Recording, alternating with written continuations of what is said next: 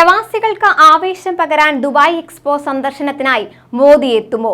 പ്രതീക്ഷ പങ്കുവച്ച പീയൂഷ് ഗോയൽ. നമസ്കാരം, എല്ലാവർക്കും പ്രവാസി മലയാളിയിലേക്ക് സ്വാഗതം.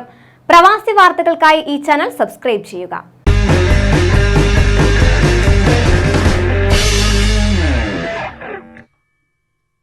ദുബായിൽ ആരംഭിച്ച എക്സ്പോ സന്ദർശനത്തിനായി പ്രധാനമന്ത്രി നരേന്ദ്രമോദി എത്തുമോ എന്നാണ് പ്രവാസികളെല്ലാം തന്നെ ആകാംക്ഷയോടെ ഇപ്പോൾ ഉറ്റുനോക്കുന്നത്.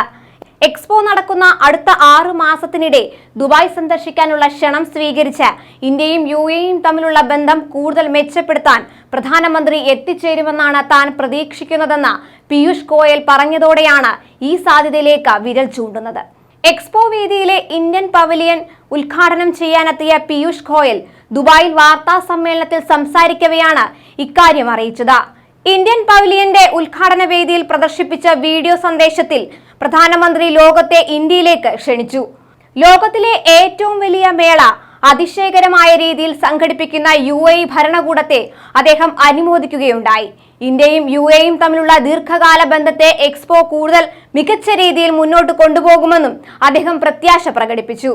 അദ്ദേഹത്തിന്റെ ഈ വാക്കുകളുടെ അടിസ്ഥാനത്തിൽ എക്സ്പോ സന്ദർശനം പ്രതീക്ഷിക്കുന്നുവെന്ന് പീയൂഷ് ഗോയൽ പറഞ്ഞതിനെ പൂർണ്ണമായി തള്ളിക്കളയാനാകില്ല.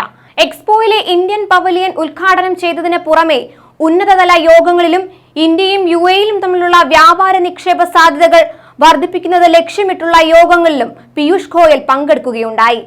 എന്തായാലും UAEയിലെ പ്രവാസികളെല്ലാം തന്നെ പീയൂഷ് ഗോയലിന്റെ വാക്കുകളിൽ പ്രതീക്ഷ അർപ്പിച്ചിരിക്കുകയാണ്.